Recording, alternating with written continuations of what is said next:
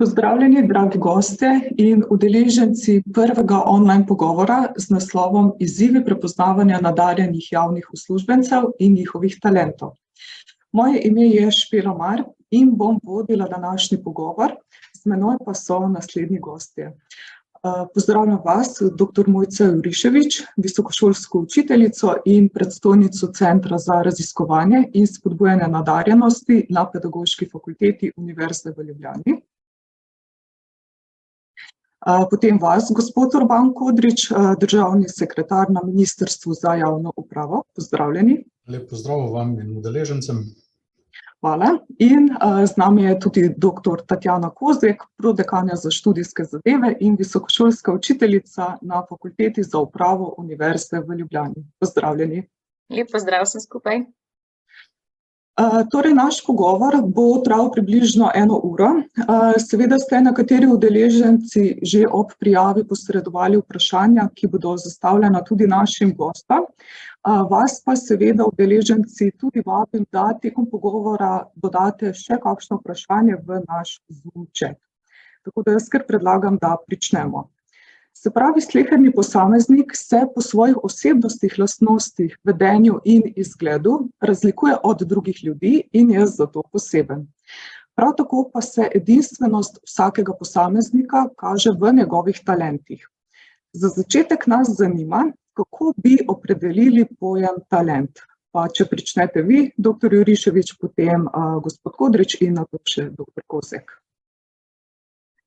Najlepša hvala za povabilo in tudi za to vprašanje, da kar na začetku ugotovimo, koliko je že znanega in kako lahko potem s tem znanjem razpolagamo. Kakor ste omenili, je beseda talent vse prisotna v našem življenju, v stroki in tudi drugje, in zato se tudi zelo različno uporablja. Jaz bi rekla, jaz sem naštela 4 pomene najmanj, in sicer talent uporabljamo običajno kar za sopomenko, rečemo, ta je zelo talentiran ali ta je res nadarjena, ta je izjemen, ta je genialna, ta ima izjemne sposobnosti, visoke sposobnosti in podobno. Torej, uporabljamo besedo talent za en pojem, za katerega uporabljamo različne besede. Potem znana je tudi ena opredelitev, da rečemo, talent si za neko specifično področje, naprimer, kakšen talent je ona za glasbo.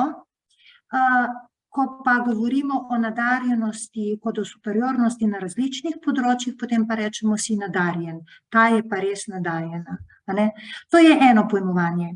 Vendar v sodobnih teorijah, teoretskih pogledih na talentiranost, pa se zdaj zadeve malo ločijo in potem rečemo, da je talent tisto, kar se realizira iz sposobnosti ali iz potencialov.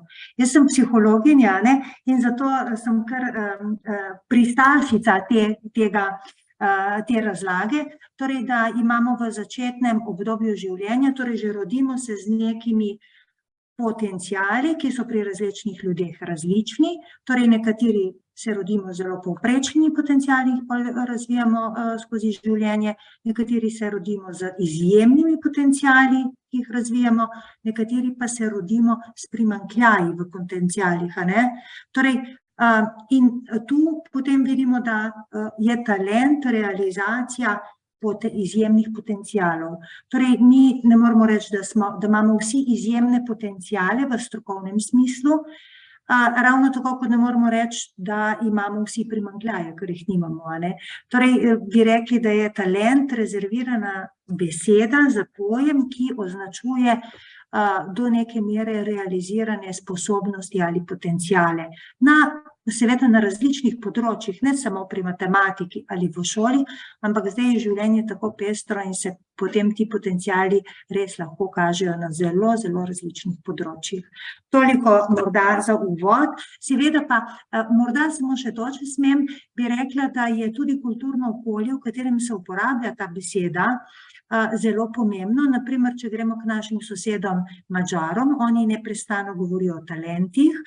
Če gremo na otok k Angležem, oni govorijo o nadarjenih in talentiranih. Če gremo malo više k Škotom, oni govorijo o visoko sposobnih. Če gremo k Italijanom, govorijo o, kako rečejo, hiperdotazione, to pomeni, da bi bilo nad obdarjenost. Če gremo k Hrvatom, rečejo nadarjenost tako kot mi. Ampak če zdaj povzamem vse skupaj, nekako bi bilo smiselno, da bi prišli do enega konsenza, tako v stroki kot širše v življenju, kaj je to talent, da ne bi bilo tudi toliko mistificiranja potem okoli te terminologije, toliko kot jo je sedaj. Hvala lepa. Hvala vam, dr. Juriševič. Gospod Kodrič? Hvala. Ja, takšni definiciji, tako dobremu opisu je težko karkoli dodati. Strinjam se, talent je neka prirojena sposobnost posameznika, ki pa ima to srečo ali smolo, da se lahko ali pa tudi ne razvija. Talent je potrebno razvijati, posameznikova teoretska znanja, obenem veščine, da dobimo nekako talentiranega posameznika, in ko bomo znali ti dve veščini združiti, bomo dobili pa kompetentnega sodelavca. Hvala. Dr. Kozek, še vaše mnenje? Ok, jaz se strinjam s predhodnikoma, bi pa mogoče dodala tudi, da v bistvu, tako kot je bilo že prej rečeno, da v bistvu razvijanje, ne glede na to, razvijanje nadarjenosti z vidika izobraževanja, usposabljanja iz prakse, je pa pomembno tudi so pa pomembne tudi predvsem te mehke veščine posameznika, se pravi njegova motiviranost. Nič kaj dosti ne pomeni njegov talent, če ga pa ne želi oziroma ni motiviran, da bi ga sploh uporabljal, sploh to recimo v organizacijah, potem tudi njegova radovednost, da je res sposoben oziroma da si želi, da ima neko željo raziskovati, izbirati informacije, da je odprt tudi na spremembe, potem tudi v pogledu prihodnosti, se pravi, da v bistvu na to, da on to svojo nadarjenost lahko razširi, da neke ideje naprej, ki sploh v organizacijah lahko pomagajo pri reševanju kakšnih novih sprememb težav, odpravljanju težav, sodelovanje. Zdaj, glede na to, da v organizacijah delo skoraj ne poteka več individualno, je to sodelovanje pri talentiranih oziroma nadarjenih ljudeh ravno tako pomembno, se pravi, da zna sodelovati tudi z drugimi, da je komunikativen, da tudi uporablja ta svoja čustva in logiko pri tem razvijanju tudi nadarjenosti in pa predvsem vztrajnost, da v bistvu to svojo nadarjenost lahko razvija naprej. Okay. Najlepša hvala, dr. Kozek, tudi vam. Zdaj torej, če rečemo, da je talent dar in prirojena sposobnost posameznika, kdo je po vašem mnenju, dr. Juriševič, v zgodnji fazi razvoja in odraščanja otroka, kasneje tudi mladostnika in seveda študenta odgovoren za odkrivanje njegovih talentov in s tem povezanih nadarjenih otrok in mladostnikov? Hvala lepa. Jaz bi se samo še zelo na kratko navezala na oba sogovornika, ker sem z zanimanjem poslušala vajine izsledke. Torej, jaz bi rekla tako, da če govorimo o talentu kot o realizaciji nekih sposobnosti, potem je v redu, vsi imamo določene sposobnosti, vsi jih realiziramo, ampak vendarle je talent rezerviran za strokovno opredelitev tistih, ki imajo izjemne potenciale ali sposobnosti in ki so jih uspeli uresničiti, pokazati v nekem dosežku, v nekem vedenju in je to potem talent. Ker v Sloveniji velikokrat rečemo, vsi smo nadarjeni, vsak je za nekaj. Torej, to bi jaz rekla, da ne drži čisto in je zavajajoče. Rekla bi raje takole, da imamo vsi močna in šibka področja, vendar to še ne pomeni, da smo vsi talenti oziroma nadarjeni, ker ko govorimo o talentih, mislimo na tiste, ki izstopajo na določenem področju od večine svojih vrstnikov. Podobno v šoli poskušamo to razložiti. Medtem ko močno področje, jaz imam recimo 3 močna področja, imam pa tudi 3 šibka področja. Naprimer, da sem močna na področju plesa ali matematike, šibka sem pa na področju, ne vem, na nekem drugem, na področju pisanja spisov ali kuhanja in podobno. To pa ne pomeni, da sem jaz zdaj nadarjena za ples, to je moje močno področje. Jaz, ko grem na neko plesno prireditev, ne izstopam, ampak v primerjavi z drugimi, ampak to je moje močno področje. To pomeni, da ni enako, da če imaš močno področje ali če si talent. Tisti, ki je talent, se potem njegovo močno področje izstopa od večine vrstnikov, toliko. In zato, ker recimo danes že vemo kar precej o razvoju sposobnosti v povezavi z nevrofiziološkimi študijami, tudi ko beležimo razvoj možganov in kompetenc otrok od rojstva naprej, je tudi vprašanje odgovornosti zelo na mestu. Kdo je zdaj zakaj odgovoren? In tu bi po eni strani po teoretski plati, po drugi strani pa po življenjski pridemo do istega odgovora. Vsi smo odgovorni. En lep afriški pregovor reče, za vzgojo otroka je potrebna cela vas. Vendar mi, ker ne živimo v Afriki in živimo v enem drugačnem sistemu, verjetno kar pozabljamo na skupnost, da smo vsi odgovorni. Torej, včasih starši prevzamejo, pa kar pogosto v Sloveniji starši prevzamejo popolno odgovornost nad skrbjo za spodbujanje razvoja njihovih otrok. Šola ima pomemben delež, izvenšolske dejavnosti, lokalna skupnost in celotna družba. Torej, vprašanje pa je, koliko se tega zavedamo in kako razumemo to odgovornost. Ali odgovornost jemljemo, torej kaj je naša odgovornost, ko je otrok star 1 leto, da mu prebiramo, ne vem, pravljice v kitajščini, da ga soočamo z osnovnimi računalniškimi programi ali da ga imamo radi, da smo z njim, da on doživi ta občutja sprejetosti, ljubezni. To je tisto. Potem, ko je otrok, ne vem, v predšolskem, zgodnjem šolskem obdobju, je zelo pomembno, da smo odgovorni, da lahko spoznava okolje, da je njegovo okolje varno in da ga lahko spoznava in sebe, da spoznava v njem, svoje interese. Potem je pomembno, da se nauči delati. Kdo je odgovoren, da se nekdo nauči delati? Da obvlada delovne navade, da razvija vztrajnost, kot smo prej slišali, in tako naprej. Potem še naprej, kdo je odgovoren za to, da ta človek tudi razvije, pa tudi vzporedno te mehke veščine, kot rečemo, da zna povedati tisto, kar dela, da se zna prilagoditi, sodelovati in podobno. Torej, odgovornost je različna v različnih obdobjih otrokovega ali pa mladostnikovega življenja. In zagotovo vsi ti segmenti družbe pomembno prispevajo. V vsakem primeru prispevajo, ampak odvisno je, ali se ti segmenti tega zavedajo in to delajo premišljeno in v dobro otrok ali ne. Hvala, dr. Juričevič.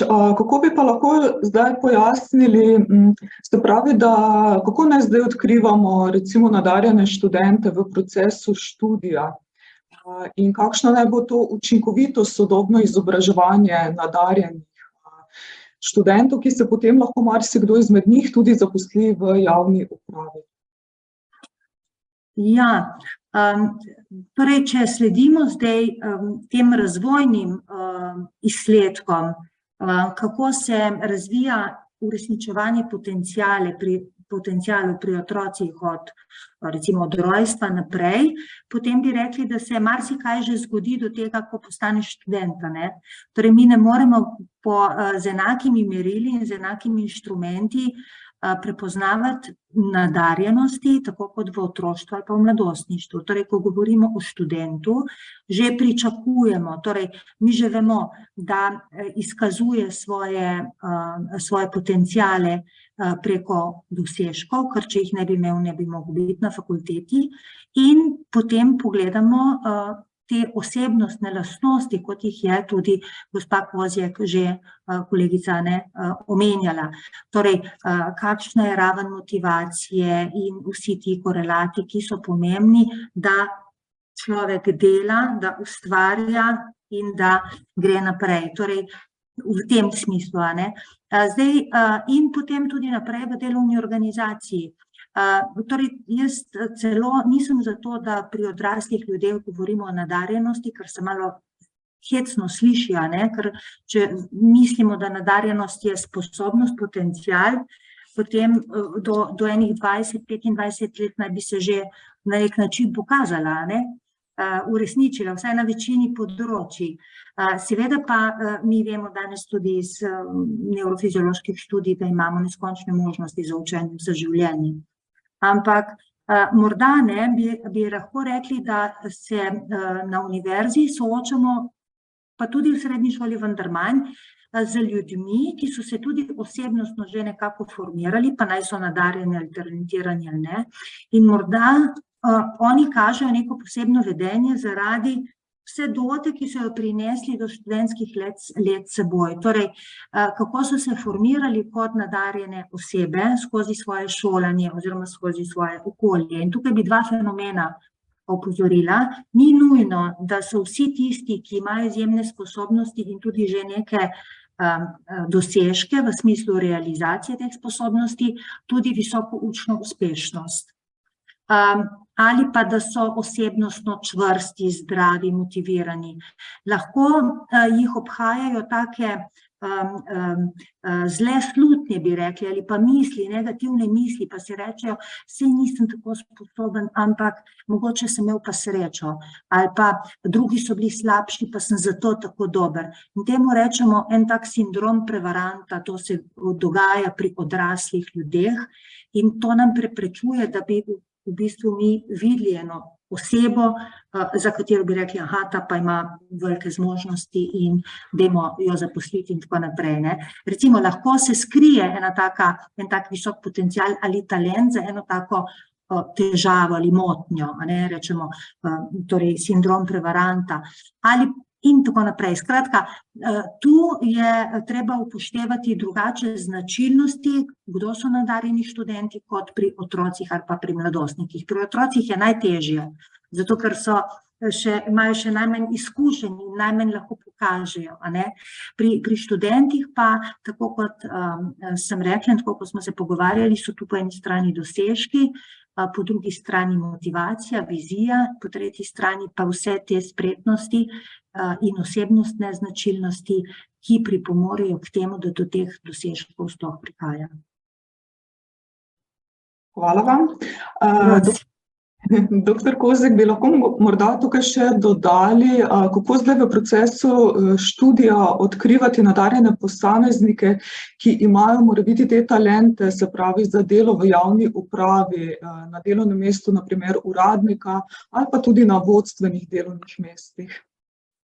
Ja, tukaj je v bistvu zelo pomembno, da že tekom izvedbe samih predavanj in vaj študente vključujemo v diskusije, se pravi na ta način lahko vidimo, kateri študenti so mogoče bolj komunikativni in kateri ne, in mogoče kateri imajo širši pogled, ne zgolj vsebine, znanje tistega, kar so prinesli ali pa so razvili tekom študija, ampak tudi kaj širše vidijo. Torej, tako kot je omenila gospa Juriševič, ki so se tudi osebnostno razvili, da imajo neke sposobnosti komunikacije in pa predvsem pogosto ti študentje so veliko bolj motivirani. Znajo komunicirati z drugimi študenti tudi in pa tudi velikokrat se potem v takih situacijah odločijo tudi za kakšna tutorstva, pomoč drugim študentom in na ta način potem tudi lahko pomagamo oziroma ugotovimo, kdo od teh je. Pa ne govorimo zdaj samo v smislu izobraževanja ali pa predvsem pa tudi z ostalimi. Saj tukaj so tudi prostočasne aktivnosti, kjer se izkažejo njihovi talenti. Ja, jaz se strinjam s tem, zelo. Hvala obema.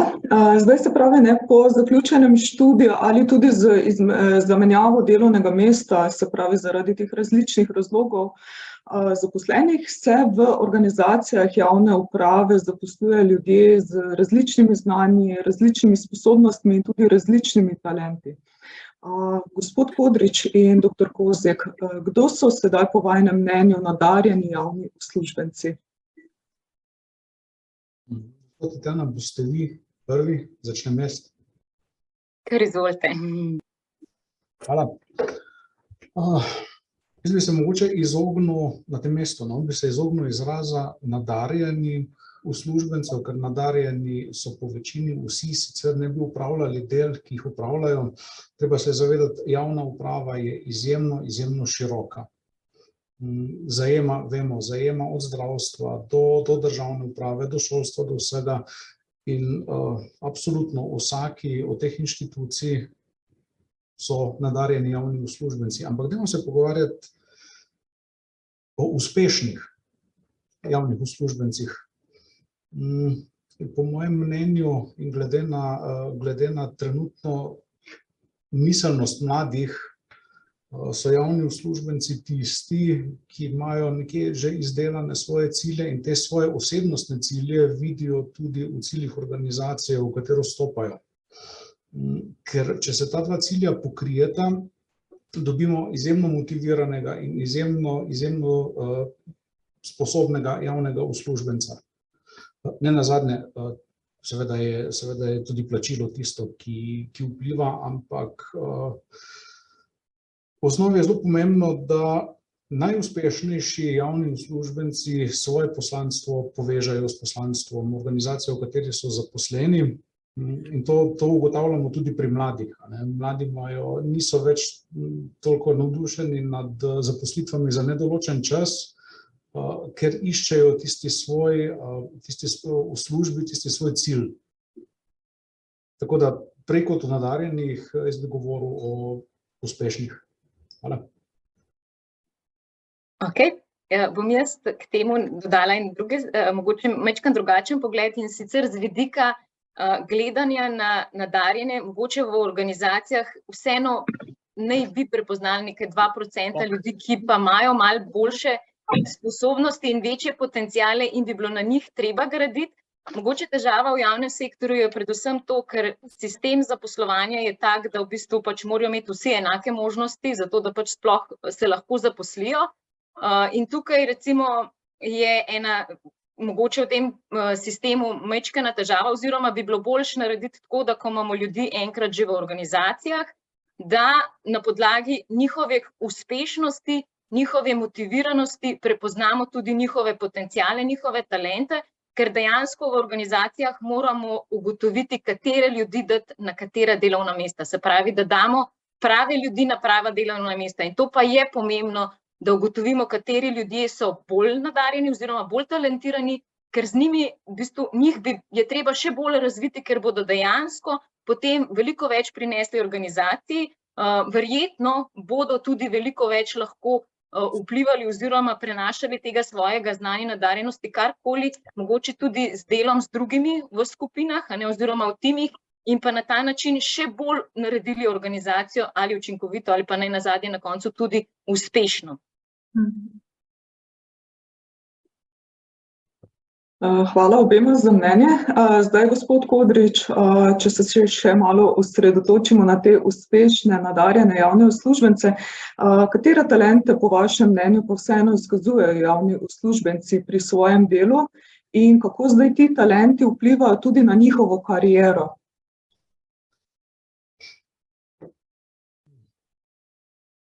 Ugotavljamo zdaj govorim o državni upravi, govorim iz svojih lastnih izkušenj kot nekdanji vodja nekega sektorja.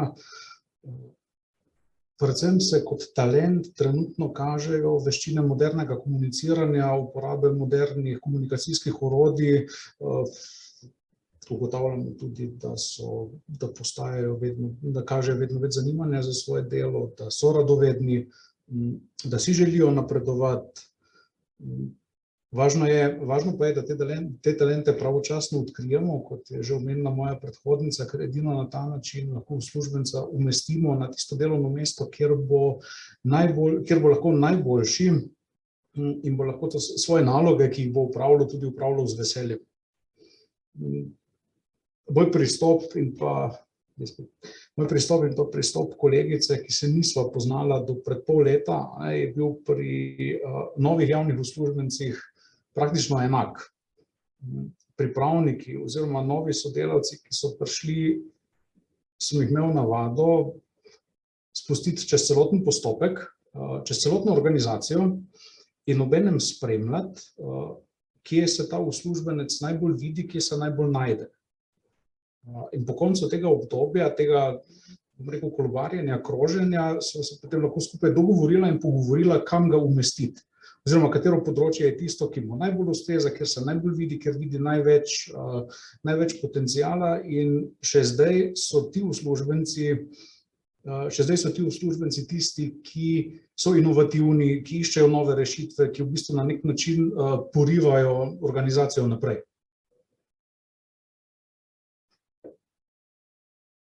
Hvala, gospod Kodrič.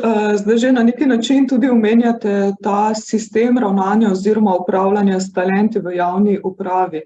Pa me zdaj zanima še mnenje vas, dr. Kozek, torej na kakšen način se v javni upravi prepoznava oziroma najbolj smiselno prepoznavati nadarjene javne uslužbence in kako je zdaj razvit ta sistem ravnanja s talenti oziroma z nadarjenimi javnimi uslužbenci v Sloveniji oziroma v slovenski javni upravi?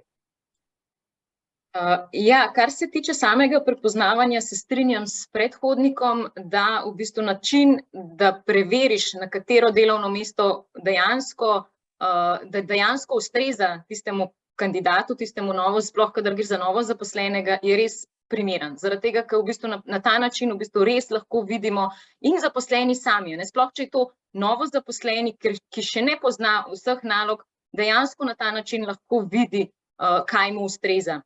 Je pa v javni upravi res težava v tem, da v bistvu v teoriji dejansko obstajata dva pristopa. Eden je vključujoči in en izključujoči.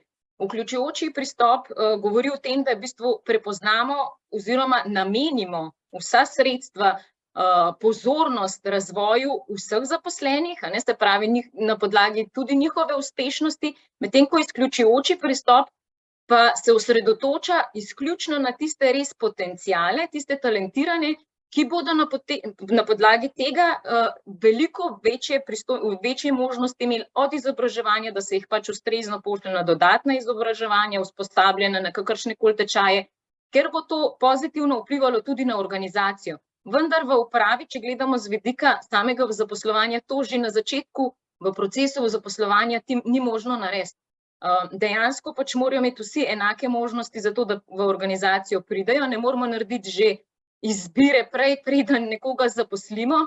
Torej, edino ta varianta, da v bistvu preverimo, kaj je tisto, kar nekemu kandidatu ustreza, in na podlagi tega, ko bomo prepoznali, kaj njemu najbolj ustreza, ko bo tudi sam izrazil svoje razmišljanje, nam povedal, kaj njemu ustreza in kaj ne, na ta način bomo potem lahko ustrezno ukrepali in pa razvili njegove oziroma skrbeli, da bo razvil svoje talente tudi naprej. Torej to, da v bistvu dela na večjih področjih, na začetku je res en tak, se mi zdi, prav pristop. Hvala, dr. Kozek. Gospod Kodrič, bi mogoče še tukaj iz prakse pojasnili oziroma dodali vaše mnenje ob našem razvitem sistemu ravnanja s talenti in če se morda tukaj tudi pojavljajo kakšni izzivi.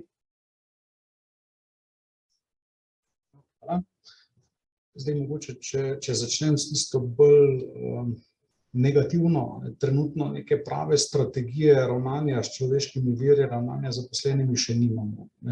V pripravi je strategija, ki bo naslavljala tako javne uslužbence, kot tudi nasledstvo. Tudi nasledstvo je problem državne uprave, ampak mogoče potem kasneje.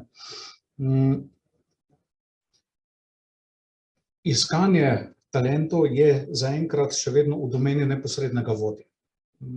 To je tisti, ki uslužbenca najbolj pozna, on je tisti, ki ga mora pravilno usmerjati, ki bi moral poskrbeti, da se na svojem delovnem mestu razvija, da se tam počuti,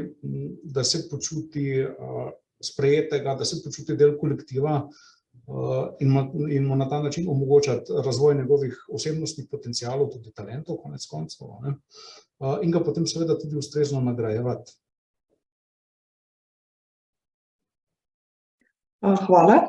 Se pravi, zdaj v teh organizacijah, kjer so sposobni prepoznati, razvijati, zadržati nadarjene zaposlene, bodo seveda ti zaposleni tudi bolj zavzeti za svoje delo in hkrati bodo te organizacije tudi imele višji ugled, vpliv in tudi vrednost.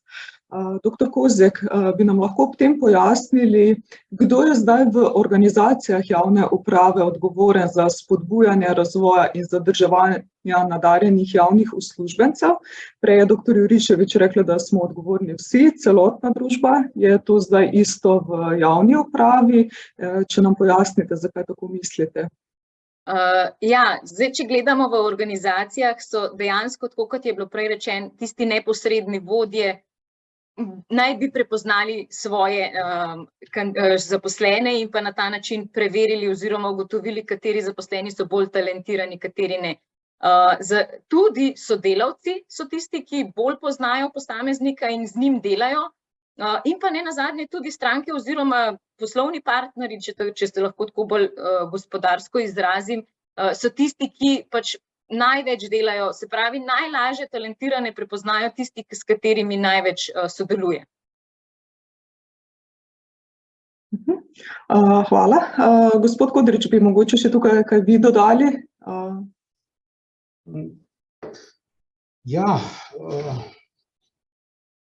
Javni sektor, kljub temu, da se na zunaj vidi kot neka toga organizacija, vseeno to ni. To vemo tisti, ki smo njegov del, vemo, da je to izjemno živ organizem, da je to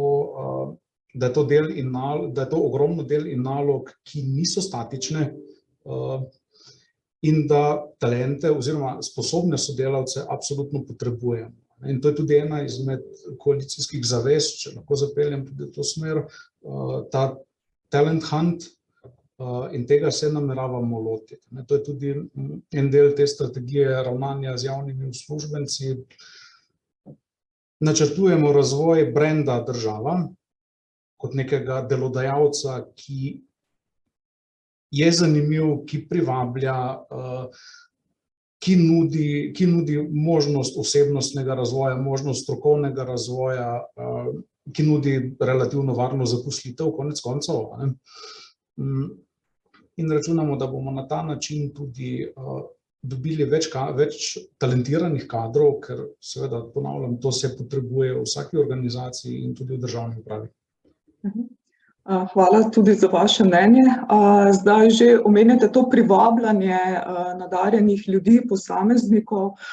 Vseeno, kako pa zdaj trenutno zadržujete, kako motivirate, usmerjate, nagrajujete nadarjene javne uslužbence oziroma tiste uspešne javne uslužbence, ki izkazujejo svoje talente, da ti še vedno ostanejo v javni upravi, mogoče skozi kakšno karierno pot ali kako drugače? Možnosti so različne, čeprav trenutno se karierna pot spremlja skozi letno ocenjevanje.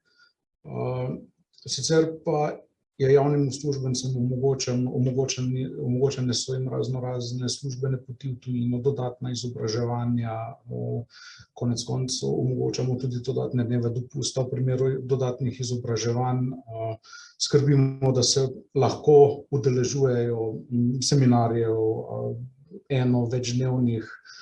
Poskušamo na ta način uslužbence zadržati.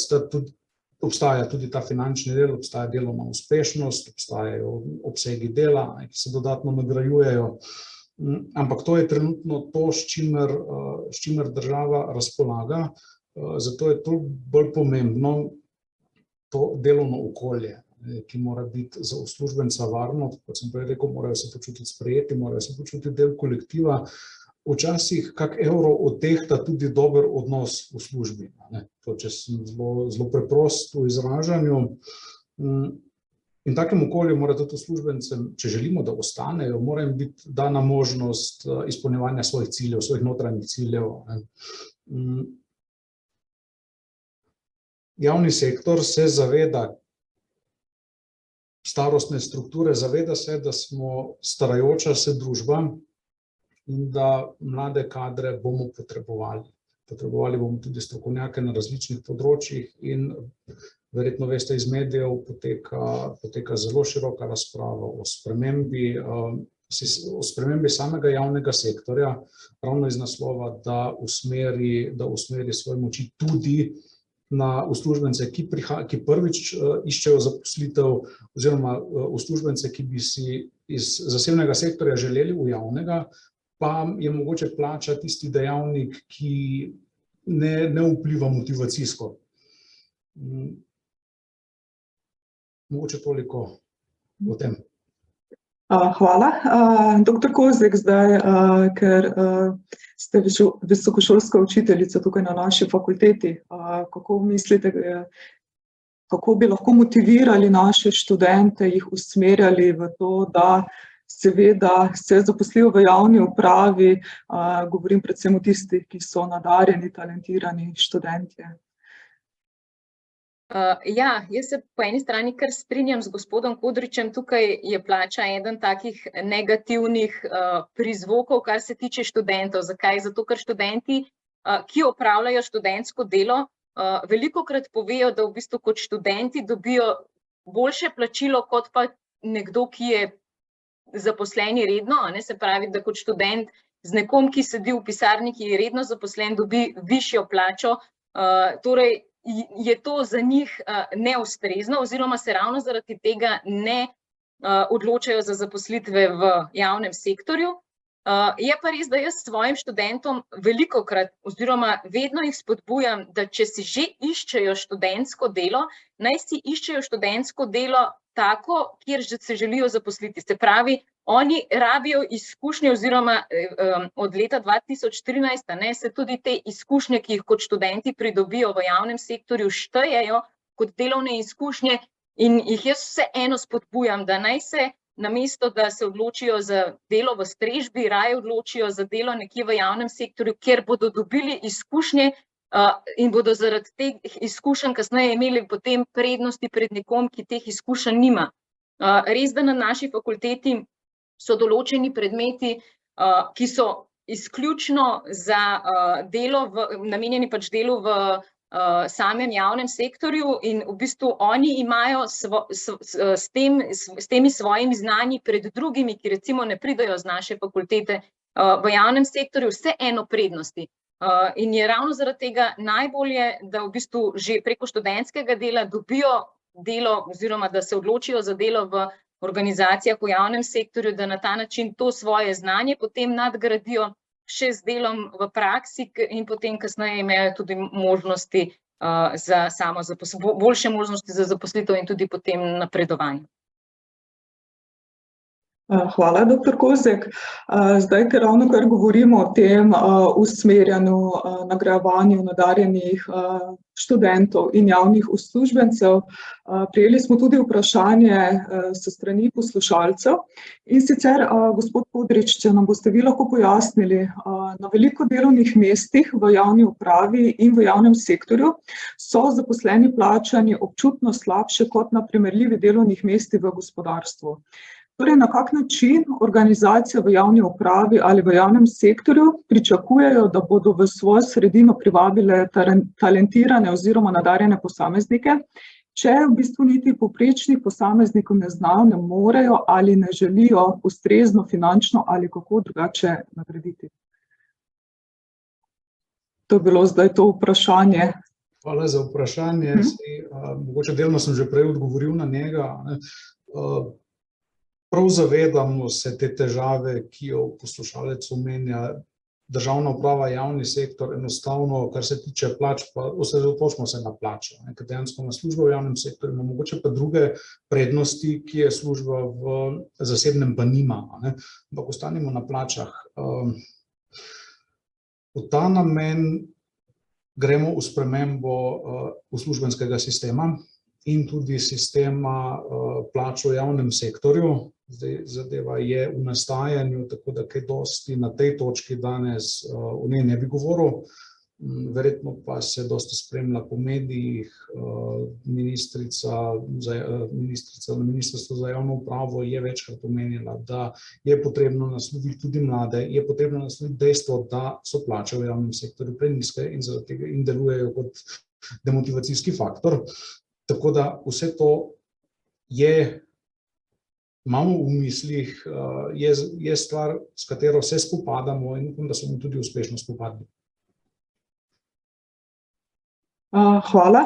Gospod Kodrič, bi mogoče še kaj dodali, kako zdaj vseeno privabiti trenutno v trenutnem sistemu javne uprave nadarjene posameznike s kakšno mogoče drugo idejo, rešitvijo? Kot državna uprava konec koncev je relativno varna zaposlitev, ne prinaša sicer plač, kot jih prinaša zasebni sektor, nudi možnost izobraževanja, osebnostnega razvoja, ne glede na to, da je mogoče res percepcija državne uprave oziroma javnega sektorja nekega togega dinozaura, ki se nikamor ne premakne. Delo je zanimivo, delo je dinamično. Je pa seveda od vsakega posameznika odvisno, katero področje ga zanima, kje bi bil najboljši in se potem usmeriti tja. Službe so zanimive in ne glede na nižjo plačo, ne nizko, so pa ti dodatni bombončki je grd izraz, so pa druge prednosti, ki jih državna uprava omogoča. Hvala, gospod Kodrič. Doktor Juriševič, zdaj vas že dolgo nismo vključili. Vseeno še vaša misel oziroma vaše mnenje o tem, zdaj ali je smiselno, da se organizacije javne uprave pri prepoznavanju in privabljanju nadarjenih mladih ljudi vključujejo v njihov razvoj in v privabljanje že tekom izobraževanja na srednjih in višjih šolah in tudi kasneje na fakultetah? Ja, sem prav čakala, da bom dobila besedo, ker se mi zdi, da je fino, da si tukaj pridemo nasproti. Ja, jaz mislim, da absolutno ja. Zato, ker, veste, ko smo napisali belo knjigo na področju vzgoje in izobraževanja, to je bilo leta 2011, smo napisali tudi eno poglavje o izobraževanju nadarjenih. To je bilo zelo alternativno v tistem času, vse še zdaj bi bilo, in smo notri utemeljili s 3 glavnimi razlogi, zakaj je pomembno izobraževanje nadarjenih. Zato, da se jim omogoči zdrav osebnostni razvoj. Torej, da mi opredelimo skupino, posameznike, določene lastnosti in da ne spodbujamo tukaj teh občutij neke ogroženosti ali pa elitizma in tako naprej. Ker otroci, veste, včasih mi reče kdo z kakšne šole, pride učenec v šolsko svetovalno službo pa reče, jaz sem se prišel izpisati iz nadarjenih. Enostavno mu je tega preveč, je preveč obremenjen, sošolci ga zafrkavamo, da je piflar in tako naprej, on noče biti več nadarjen. No, in te izkušnje se lahko tudi kopičijo in potem si posamezniki, ki imajo izjemne potenciale, lahko tudi zamislijo eno drugačno zgodbo svojega življenja, ne ravno tako, kot smo si jo mi zamislili. No, in smo rekli, dajmo biti pozorni na nadarjene prav zato, da se jim omogoči zdrav osebnostni razvoj. Potem dajmo biti, pa tudi v zvezi s pričakovanji, kaj vse mi pričakujemo od nadarjenih. Tudi tu je treba biti premišljen, glede na to, ali so otroci, koliko so stari in ali so mladostniki in tako naprej. Drugi razlog je bil zato, da se jim omogoči karierni razvoj, da mi lahko bolj natančno in sistematično spremljamo njihove razvojne karierne poti. In tretjič, zato, ker je to v redu za celotno družbo, ker nadarjeni otroci danes bodo jutri pomembni ljudje, ki bodo krojili razvoj naše države. Ampak ta država je zato tudi odgovorna, da pride nasproti v obdobje otroštva, mladostništva, v izobraževanje, s tem, da pokaže okolje, torej da predstavlja, omogoča izkušnje, ki jih lahko nekdo dobi, da vzpostavlja nek vrednotni sistem, kaj je vredno, kateri poklici so vredni, torej tukaj se že veliko dela, ampak še vedno je veliko prostora, kaj pomeni biti v javni upravi, kakšen je razvoj, kaj je, na primer, če govorimo o tem področju, a ne. In ne samo, torej pa ne samo recimo z štipendiranjem. Mi Slovenci smo zelo dobri, imamo dobro zgodovino, pomembno zgodovino v financiranju predvsem revnih nadarjenih, a ne, od Zoisovih časov naprej, ampak tudi z bolj aktivnim pristopom, a ne, s tem, da se že otrokom in mladostnikom predstavljajo avtentične situacije, ki jih je treba reševati, a ne, problemi, ki jih je treba reševati, da se oni vključujejo v te situacije in da s tem tudi si potem začrtajo neke poti na teh področjih. To se meni zdi zelo, zelo pomembno. Ampak še nekaj sem hotela opozoriti. Ja, jaz, ko sem bila kot gostujoča profesorica v Ameriki, sem na zelo eminentni univerzi na Berkeleyju videla, kako imajo oni poleti tabore za nadarjene predšolske otroke. Torej, veste, vse jih ne potrebujejo, ne bi rekli, ampak ja, oni zelo veliko, 5 do 6 tisoč prijav imajo na leto za predšolske in šolske otroke, ki jih preko vrtcev in preko šol potem vozijo na Berkeley in tam imajo te poletne delavnice razno razne in tako vzpostavljajo odnos in že se spoznavajo otroke z različnimi življenjskimi realnostmi. In to je recimo zelo zanimivo. Mi te kontinuitete nimamo, ne? In zato bi jo bilo zelo, zelo smiselno narediti, ker tako se ustvarja skupnost. Vi ste veliko prej rekli, kako bo nekdo, ki je nadarjen ali talentiran ali kakorkoli ga že imenujemo, tak ima potencial, kako bo on potem skrbel za vse in kako bo vodil nekaj. Ampak, a veste, to bo težko narediti, če ga mi zdaj zelo individualistično usmerjamo. Kaj potrebuješ, kaj te zanima, naredi to, da boš imel to. Torej, koliko mi na predhodnih stopnjah že vzgajamo za to skrb za druge tudi, ne, skrb za skupnost. In če bi se te ravni bolj povezale med seboj, jaz verjamem, da bi potem to postalo vredno, pomembno, vredno in da bi se potem to bistveno lažje, da bi lahko prihajalo, no, lažje. Tako nekako, zdaj, ko poslušam, sem si skušala predstavljati, kje bi bila pot, a ne. Ampak zagotovo zmeraj je treba imeti tudi eno vizijo, a ne, ne samo v šolstvu, tudi če naredimo to povezovalno verigo, a ne, skozi karierni razvoj, kaj je vizija in katere so strategije, ki jih za to uporabljamo.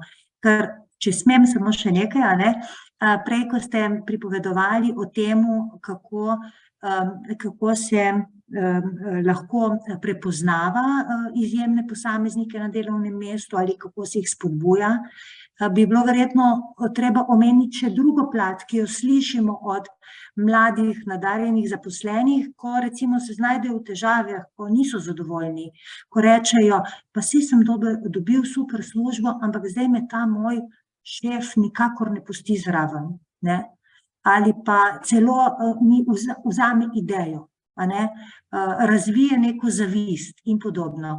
Torej, to je ta skupnost, ki jo je treba razvijati, a ne, kultivirati, da tudi mi imamo izobražene ljudi, ki se ukvarjajo potem s talenti. In če zdaj čisto zaključim, a ne, bi rekla, da bi bilo zelo pomembno, da vstopa ta sektor v izobraževanje tudi na področju izobraževanja učiteljev ali pa vzgojiteljev ali pa ljudi, ki potem delajo na različnih resorjih s temi izjemnimi posamezniki. Hvala, dr. Juriševič. Dr. Kozek, bi mogoče še vi tukaj kaj dodali? Gospod Kodrič?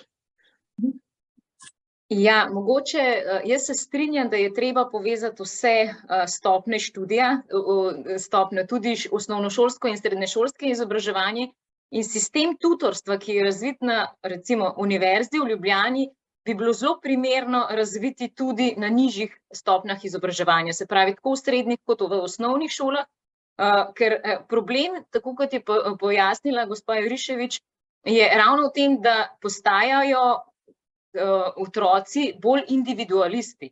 Mi pa dejansko potem, ko želimo imeti in v javni upravi in v drugih organizacijah ljudi, da bodo delali v timih, dejansko enostavno se bodo mogli potem tega priučiti in dejansko se pravi sistem tutorstva, pomoči študenta, študentu oziroma osnovnošolcu ali srednješolcu, tudi z vidika vrednotenja, se pravi, ne zdaj tukaj na univerzi imamo to zelo v redu razvit sistem, se pravi, da študentje dobijo tudi kreditne točke in če so več let tutorji, na ta način lahko zamenjajo en izbirni predmet, bi na podoben način lahko z izbirnimi predmeti naredili v srednjih in v osnovnih šolah.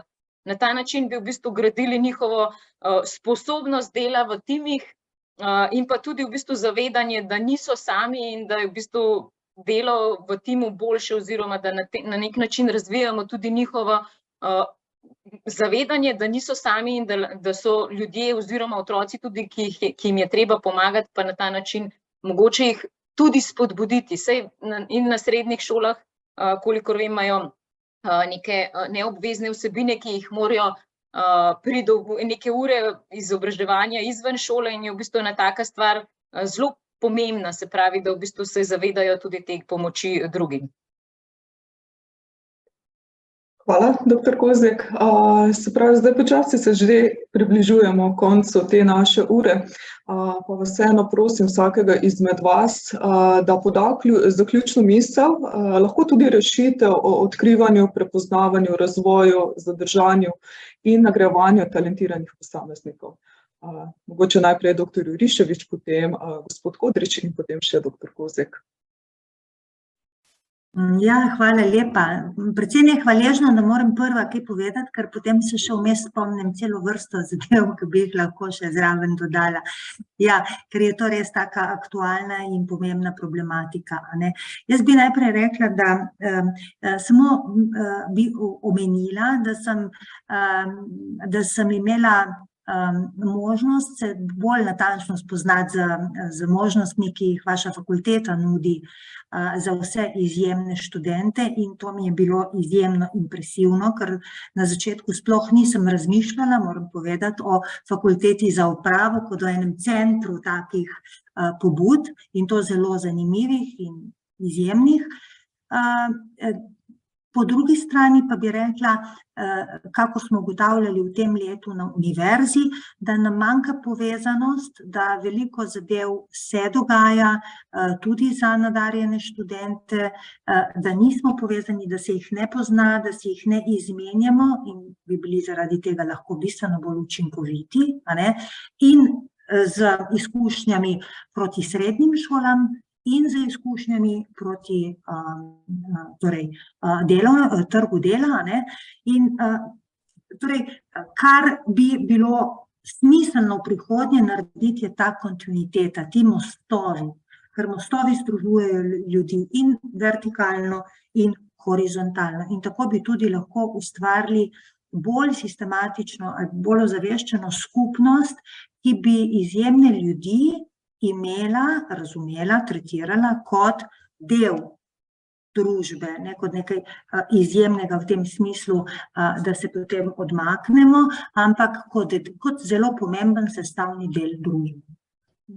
Seveda toliko pozornosti, kot jo potrebujejo, tudi namenila. To bi jaz rekla za en tak zaključek. Hvala. Gospod Kodrič. Se bom mogoče v 2 stavkih navezal še na obe moji prejšnji sogovornici. Tutorstvo na fakultetah je na nek način mentorstvo v javni upravi. Dober vodja se mora zavedati, da ni zgolj vodja kot vodja, ampak da je tudi mentor. In mentor, in to neformalno mentorstvo je potrebno razvijati tudi pri sodelavcih, pri uslužbencih, ki sodelujejo s tem ali talentiranim, bolj ali manj posameznikom, ker konec koncev ti posamezniki, če jih v postopku mentorstva oziroma mentoriranja usmerimo pravilno, bodo potem na eni točki sooblikovali naša življenja, ker konec koncev to javna uprava je.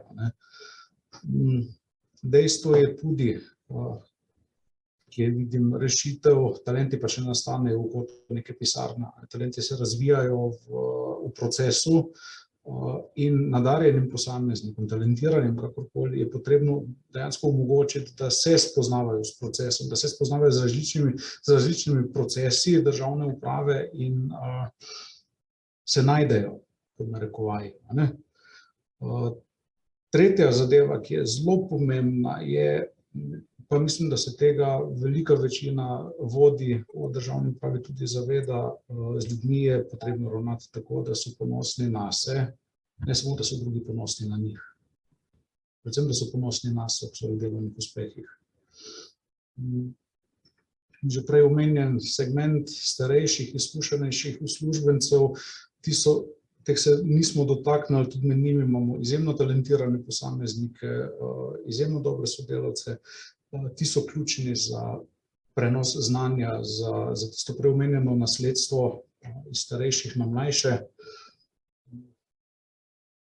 Prej sem ravno razmišljal o enem, mislim, da je egipčanski pregovor, tudi za moj zaključek. Mladi so hitri, starejši pa poznajo pot. Hvala. Hvala. Gospod Kodrič, dr. Kozek, še vaše mnenje, zaključna misel. Ja, jaz se strinjam z obema predhodnikoma, mogoče bi dodala samo to, kot je bilo sicer že omenjeno tekom pogovora, da je treba pri teh nadarjenih, ki bodo zagotovo veliko dobrega prinesli v organizaciji, uspeti uskladiti njihove cilje s cilji oziroma strateškimi cilji organizacije. In pa tukaj v komentarjih sem prebrala eno zelo dobro misel, da je pač treba ta sistem letnih ocen izboljšati, da pač nismo vsi najbolj uspešni, ker to dejansko ni v redu za tiste, ki so nadarjeni. Ker na ta način mogoče se to lahko povezuje tudi z osnovnošolskim in srednješolskim izobraževanjem, ko dejansko s temi ocenami, ki imajo učenci petke, izgubimo tiste res nadarjene, pa ne govorimo zdaj samo o ocenah, kaj to znajo, ampak dejansko vse tisto, kar zraven pride, njihove sposobnosti, mogoče ta sistem ocenjevanja ni najbolj primeru, ker dejansko ne govorimo zdaj samo o znanju kot znanju, ker v praksi bodo pa mogli pokazati bistveno več kot samo znanje. Hvala, dr. Kozek, tudi za vaše mnenje.